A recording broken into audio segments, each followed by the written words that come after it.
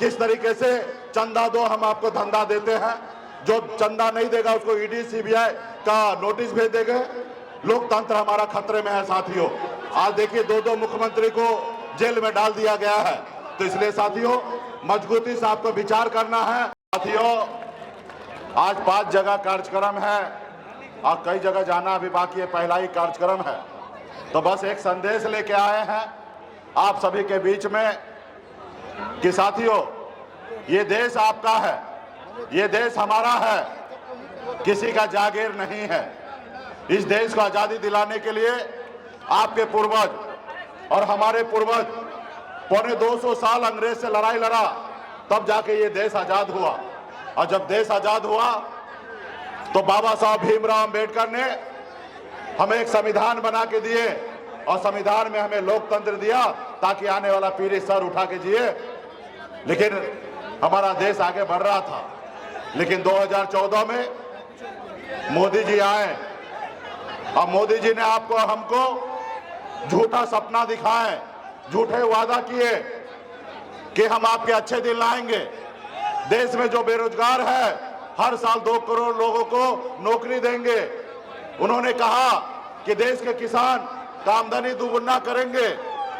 उन्होंने कहा कि विदेश में काला धन है, वो काला धन को लाएंगे, हर किसी के खाते में 15-15 लाख रुपया देंगे। जैसे हिटलर ने अपने देश में झूठ बोलकर सत्ता लिया था, उसी तरीके से हमारे देश में नरेंद्र मोदी जी ने झूठ बोलकर देश के लोगों से हमारा सत्ता लिया। लेकिन उसके बाद देखिए, तो इसलिए साथियों देश का जनता जो है वही मालिक है। बाबा साहब ने संविधान में हमें वो ताकत दिया है। आप सरकारी नौकरी में जाइएगा, 60 साल के बाद आपका रिटायरमेंट होगा, लेकिन नेता के लिए सिर्फ 5 साल का समय दिया गया है। इसलिए दिया गया है कि नेता आपकी बात करे, आपके हक अधिकार की बात करे, आपके लिए काम करे। अगर सही काम ना करे, सही से वो आपसे वादा पूरा ना करे, तो जनता के पास पूरा अधिकार है, क्योंकि जनता ही मालिक है। जनता 5 साल में उसको बदलने का काम करेंगे साथियों, 5 साल में बदलने का काम करेंगे। तो साथियों आप लोगों को अभी सोचना है, क्या जो मोदी जी कहे वो पूरा किए? क्या 15 लाख रुपए आपके खाता में पहुंचा? क्या किसान की आमदनी दुगुना हुआ? क्या हमारे युवा को नौकरी मिला हर साल 2 करोड़? तो निश्चित तौर पे जब आपका देश का प्रधानमंत्री आपसे इतना झूठ बोले, छल करे, तो क्या करना चाहिए? आपको बदल देना चाहिए ना। तो निश्चित तौर पे ये समय आजादी के जैसे हमारे पूर्वज लड़ाई लड़ा, उसी तरीके से ये लड़ाई है। ये समय आ चुका है मोदी जी को बदलने का। आज बताइए, मोदी जी 75 साल के हो गए, उसके बाद भी जनता से एक बार मौका मांगते हैं कि हमको एक बार मौका दीजिए, हम तीसरी बार प्रधानमंत्री बनना चाहते हैं। जो उम्र में लोगों को अपने घर पे बैठना होता, अपने परिवार के साथ रहना होता है, हरे रामा हरे कृष्णा का जाप करना होता है, ऐसे उम्र में मोदी जी कहते हैं कि हम तीसरी बार प्रधानमंत्री बनना चाहते हैं। लेकिन मोदी जी एक योजना लाए थे, अग्निवीर योजना। उस योजना के तहत हमारे देश में सैनिक में बहाली होगा और देश के रक्षा करने के लिए, भारत माता का रक्षा करने के लिए बॉर्डर पे जाके सीने पे गोली खाने के लिए तैयार रहते हैं। लेकिन उसी में मोदी जी ने योजना में सिर्फ 4 साल के लिए कॉन्ट्रैक्ट पे आपको बहाली कर रहा था, जिसपे 18 साल की उम्र में आइए और 22 साल के उम्र में आप रिटायर हो जाइए। अब बताइए, ये देश का युवा 18 साल में आएंगे, 22 साल में रिटायर होंगे, लेकिन मोदी जी 75 साल के बाद भी एक बार मौका मांग रहा है साथियों, मौका मांग रहा है। तो इसलिए साथियों ये जो सरकार है वो गरीब पिछड़ा का सरकार नहीं है, ये अडानी अंबानी का सरकार है, ये गरीब का नहीं है।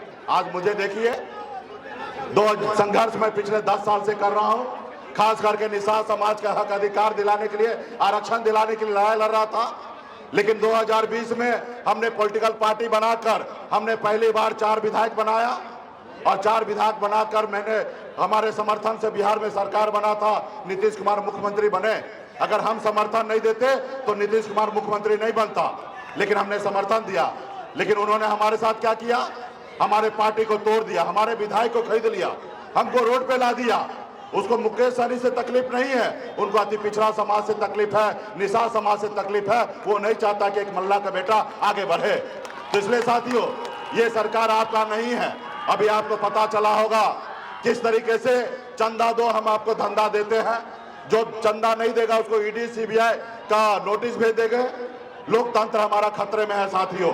आज देखिए, दो मुख्यमंत्री को जेल में डाल दिया गया है। तो इसलिए साथियों, मजबूती से आपको विचार करना है। एक एक गांव में, एक एक बूथ पर हमारे संदेश को पहुंचाइए। अब मजबूती से आजादी की लड़ाई जैसे हमारे पूर्वज लड़ा, वैसे आप लोगों को बूथ पे लड़ाई लड़ना पड़ेगा, गांव में लड़ाई लड़ना पड़ेगा और ऐसे लोगों को बदलना पड़ेगा। तब आपका विचारधारा का सरकार बनेगा और तब युवा को नौकरी मिलेगा साथियों। तो इसलिए साथियों, तमाम साथी, पार्टी के जितने भी में यहाँ पे पदाधिकारी है, आप सबसे आग्रह है कि ऐसे एक एक गांव में जाकर मजबूती से आप काम कीजिए। ऐसे तो हम बेगूसराय तो हमारा ससुरालय है, तो घर है, परिवार है आप लोग। तो हमारा अवधेश राय जी हैं, हमारे महागठबंधन के प्रत्याशी हैं। मजबूती से इनको बटन दबाकर इनको विजय बनाने का काम कीजिए। बहुत बहुत धन्यवाद, बहुत बहुत धन्यवाद।